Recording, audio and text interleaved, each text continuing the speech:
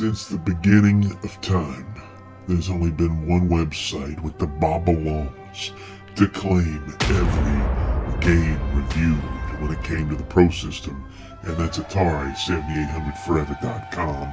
But now it's time to get on that YouTube trip, babies. And who am I? I'm Funkmaster V, musician, ghost hunter, hat flipper, pro wrestler, comedian, actor, filmmaker, and I'm going to take you on a whirlwind tour of all things cool about Atari and the Atari 7800 with a podcast, news, even new crap. Baby, are you ready to get your groove on? Because it's about to get funky up in here. All right, true believers. So first things first is this Atari bag.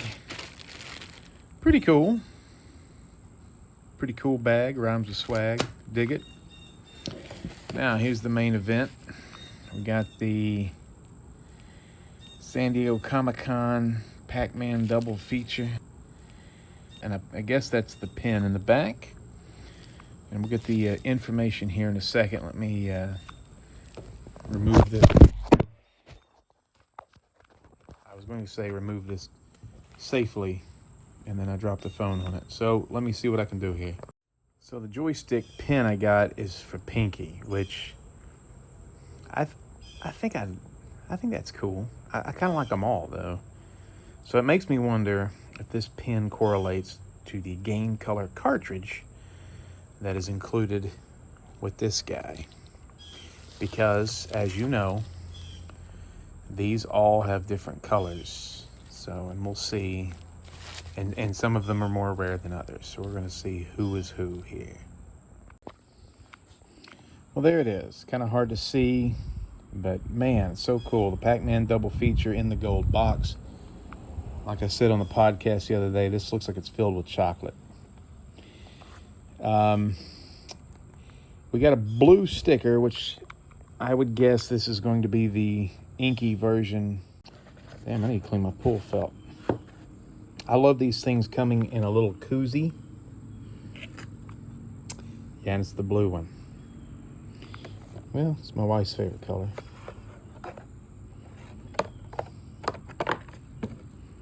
I guarantee you this is not the most rare. I bet it's the orange one. Okay, so we have dip switches on here that switch between the 7800 game and the 2600 game. Let's see how it smells. Not that good. But it's cool. I've never seen dip switches there in the relief of the cartridge where it will go flat. Really smart, actually. Excuse me, koozie. Ooh, big, thick instruction book here. The double feature. Now, I talked to Bob Decrescenzo the day this came out. Look at this. There's all this history and stuff. And he's given me some information about this game that was not known. And I still have information that nobody knows except the people that he told. And he swore me to secrecy. Really good. It's a really cool instruction book here. I thought half of it was going to be in a foreign language. Still may be the case. But we'll get into the game here in a second after we're done looking at this jive. Looks like Inky has the most personality, though. Blinky. How did I forget Blinky? Well, this is all in English. Right? Yep. My God. It looks cool. Let's go play the damn thing. I don't know why I'm showing this. You would figure it out on your own, but this is the dip switch chart. This is, if you want to play Pac Man 7800, they all are up. And if you want to switch it to 2600, you pull one down. Why are there 4 switches, not just one? I don't know. I'm not that smart. Damn, kids. Found this too. Chomp Champion and also Nom Nom Nom. So about 9 days ago, Atari, you know, the company that we both know and love, they announced that they were going to release another Atari Plus system. And that morning, I texted Bob Decrescenzo and I was like, dude, is this the game? What happened a few months prior is that John from the Atari Network and I had him on our podcast, Bob Decrescenzo, aka Pac Man Plus. And after the interview was over, everything was great. Bob got a little blue, and he said, "Hey, I've been working on something with Atari. I worked real hard on it, and it just didn't work out." And we were like, "Well, what was it?" And it was an agreement or a game, and there was an agreement with Atari and Namco that they were going to release a 7800 version of Pac-Man that was going to include the zany 2600 version of the game in it. And he put a lot of time in it, and negotiations, they fell through, and he was just down, and we felt bad for him. And so we all smoked a J and listened to reggae music into the morning. Got a breakfast at Denny's and that kind of thing. Well, 9 days ago, bada boom, I see this. I go, "Hey, is this you?" He said, "Yes." They just told me like 2 or 3, 4 days ago. Unreal. And right now, what's even more unreal, this thing's supposed to be out in October, but I got my grubby little hot hands, on a San Diego Comic-Con version of this game. I got the blue inky version. I'd have preferred pinkier Clyde, but I'll take that one. And let's get into it. What is this thing? Now, on the podcast a couple days ago with John, I announced that I knew things about this game that nobody else did. And I really can't divulge the secret things, but I know exactly now because I put the game in and I know exactly what we're looking at. The main event of Double Feature is a 7800 version of Pac-Man. This is not the same Pac-Man. If you've been around the scene for about 20 years, Bob released a version about 20 years ago. This has much improved sound, much improved movement of the ghosts, and much improved graphics. The other game is very good, but it looks like the GCC mid-80s Miss Pac-Man, just with a different paint job and one maze, so it's not even really that good of a game as Miss Pac-Man. But in this version, you do have Pac-Man, and let me tell you, Bob Decrescenzo is a stickler for Pac-Man love. He adores Pac-Man. In fact, his name is Pac-Man Plus. He almost likes Pac-and-Pal. That's how much he likes Pac-Man. These ghosts move arcade perfect. I'm not an expert in Pac-Man, but Bob is, and he tells me these things, and Bob's a good person. He doesn't lie to me. So if you're a Pac-Man pro, you can use those old strategy guides and whatever tricks you used to use in the arcade to rack up big giant scores, and it will work here. Now, Pac-Man is a one-screen maze game. The 7800 has tons of maze games. What makes this special? Well, what makes this special is not only how good the game is, it's that Bob put in so many features and options. Let's go down these. You can play 1 or 2 players, and we'll get back to that in a minute, but the conventional way to play this is alternating. No big deal. I play, you play, we all play, hurrah. Next, lives. You can either have 3 to 5 lives. I pick 5 because I suck at the game. You can play if the game is sped up, which might make the game easier because you're faster than the ghost, but also you can make more mistakes, so that's on you. I like the slow version myself. I've got 2 speeds. I got pimp and stop, so I like the slow version. And you can also select what level you'd like to start at. Now, let's get into the juicy parts of what makes this version of this Pac-Man game really special. One is it has random mazes. And it's not just random mazes. It's procedurally created mazes. The computer, the little elves inside the cartridge stay up all night and they create these mazes for you. So what that means is no 2 games will ever be the same, and it's quite possible that you'll play mazes nobody ever will play again, and you will never play again. So this game is totally organic and procedural. It's like No Man's Sky in a maze game. It's unreal. That is exciting.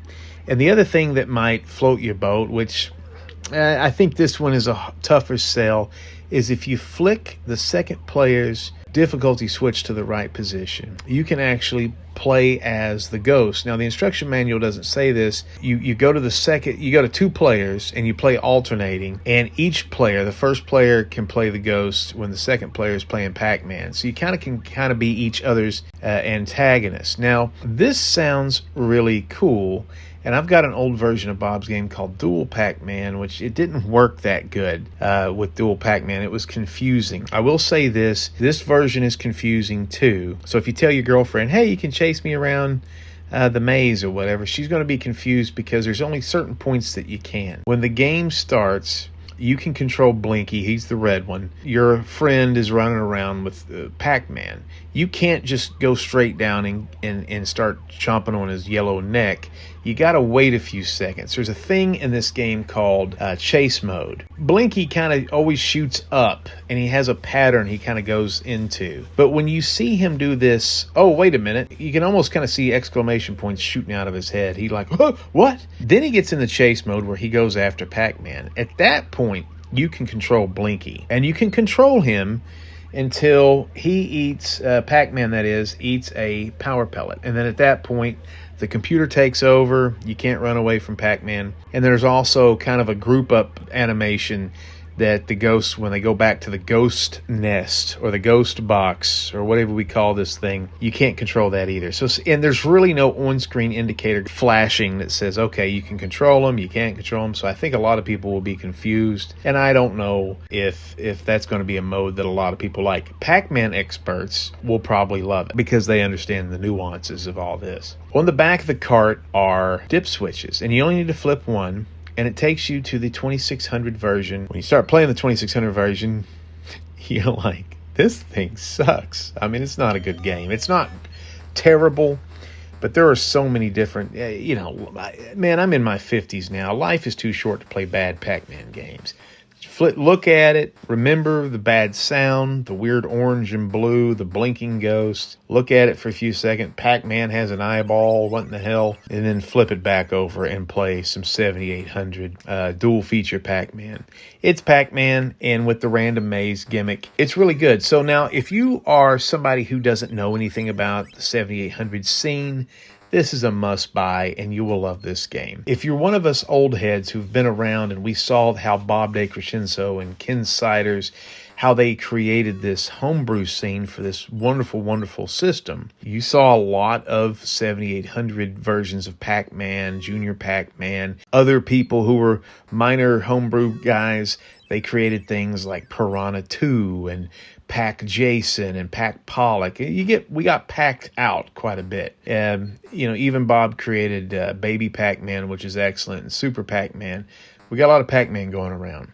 But what Bob is mainly known for is the Pac-Man collection, which came out in the double lots, and then the 40th anniversary of the Pac-Man collection, which came out around 2020, the year of our Lord, and the COVID demon that killed all of our uncles. Do we need this game if we have those other two versions? That's a great question. Or do you need, if we pick this up for $30, do we need these other versions that are now being sold for $300 and $400 because they're out of print on eBay? I'm going to go over what the differences are, and you make the call. The Pac-Man collection, this is the first one Bob made. The thing about this that I like, it has Pac-Man Plus and all these versions of the game, but the one thing that I think that he's been missing with these other versions, which I really like, is fast button mode. And it was a way for you to hit the button, and it made Pac-Man fast.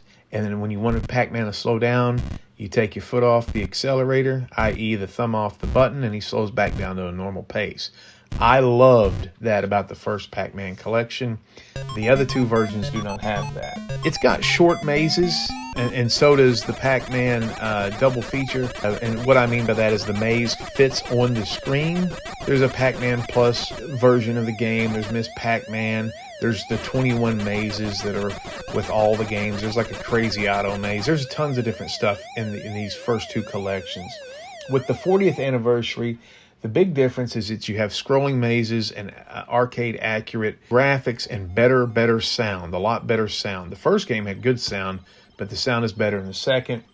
But the mazes scroll. A lot of people don't like that. A lot of people like being able to see the entire maze. The scrolling mazes may or may not appeal to you. The other thing about the 40th anniversary collection, if you go to 255, level 255, you can actually beat the game. So that's kind of cool. With the Pac Man Double Feature, procedural mazes, which means the computer generates these things. The instruction book has a lot of art and history, and there's some like interviews, and you can kind of go in there and see, i.e. excuses on why the Pac-Man for the 2600 was such a bad game. You can play a game where the second player can control the Blinky, kinda, some of the time, kind of fun, kind of confusing.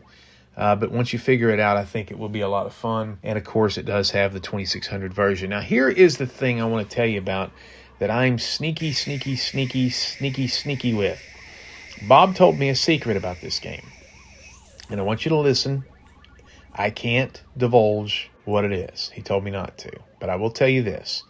There is an Easter egg / code. And once you find it, it makes this game much cooler. It was an option he wanted to include, but Atari said they didn't want to include it for whatever reason, but they allowed him to leave it in as an Easter egg. Horse around with it, try to figure it out, but there's something in this game that is really cool. I figured it out, and I love it. This is what I'm going to score Pac Man Double Feature. It's tough to beat this game. I like weird games. I like the fact that this has dip switches. It comes with different colors. It has the weird 2600 version of the game, which almost sank the entire video game industry and destroyed Atari at the same time. I like that that's included. I'm lucky to have it right now. You suckers will have to wait till after Halloween. Get this game when you can. It is worth acquiring, even if you have the other Pac-Man collections. All right, Bob, you did it again, you son of a... Hey, Funk Nation, one more thing. I hope you enjoyed the video. Like, subscribe, and all that stuff. But today's video was sponsored by the Perfect Jean Company. Now, they're giving me free blue jeans, and I didn't know what to expect, but they're awesome. I actually got them last week. I went out on the town. If you follow me on Facebook and Instagram, you saw that I went to the immersive Van Gogh exhibit they have. And I'm going to wear some blue jeans. Now, it was the hottest day of the year. Bad time to wear blue jeans. But people were like, oh my God, it looks like you almost have a butt.